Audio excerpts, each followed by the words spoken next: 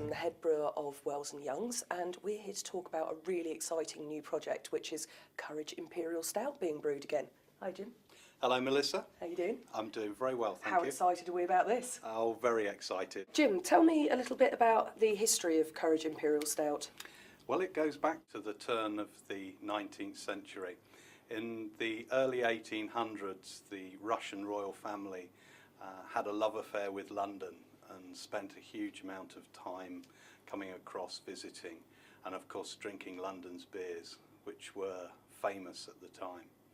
And their favourite beer was the London Porter. So how did it develop from there then? Well, they went back to their friends in the breweries, and particularly one of the founder breweries of the Courage Group talked to the brewers, who then created a complete style of beer specifically for them, which became known as Imperial Russian Stout. And put simply, it's a very strong version of porter. Jim, you've got a personal link with this brand yourself, so tell me a little bit more about your history with it.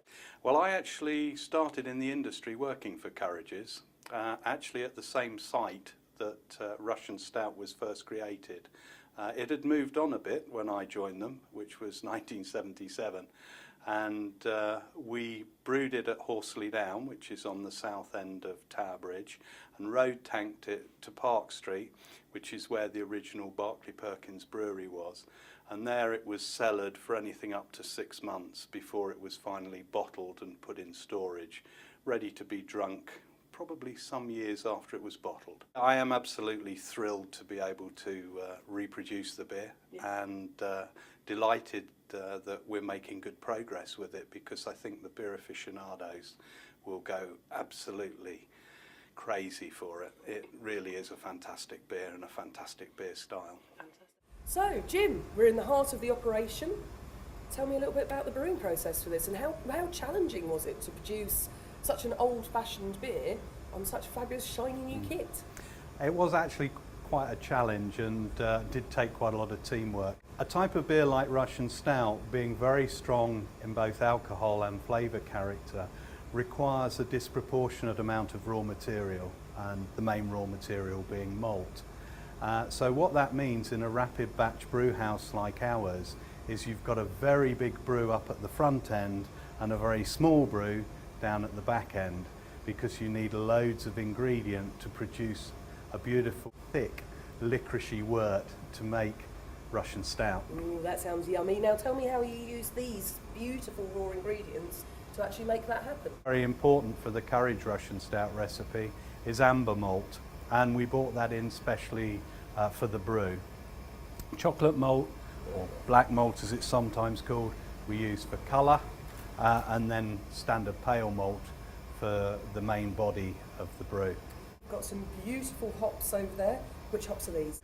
The hops that we use in Russian Stout are Styrian Goldings, so they smell and feel a little bit like the Fuggle hop. But certainly when I joined Courage's in the 70s, we were using Styrian Goldings quite widely. Whether they were used in the 1800s, probably not. But as best I can guess, I would think that the Fuggle character is what they value. So Jim, finally, I'm going to get to drink some of this Imperial Stout. And here it is. Here it is. Here it is. Cold Tank 11 in the condensation. Yes, we dripping are on us. Dripped on, aren't we? Is this a little bit damp? Was it like this at Park Street? Certainly was. Yeah? Dark and dank. However, let's try some of the brew. Let's not delay. I am so excited about this. Look at that colour, it's beautiful. It's almost jet black, isn't it? Isn't that Rasputin's beautiful? cloak, I think they say.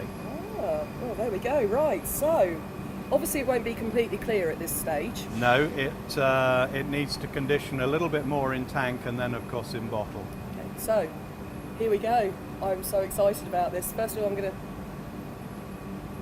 Oh, what a beautiful nose. It's got so much chocolate and coffee, but there's also such a beautiful, delicate pear. It's almost like a dark chocolate-covered pear, both poached pear. It's beautiful. That's absolutely stunning. I'm really chuffed with how it's turned out.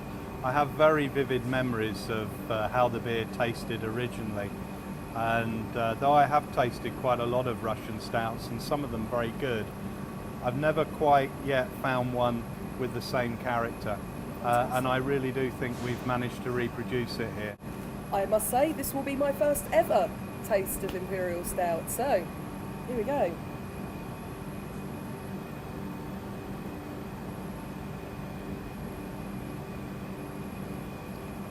Wow.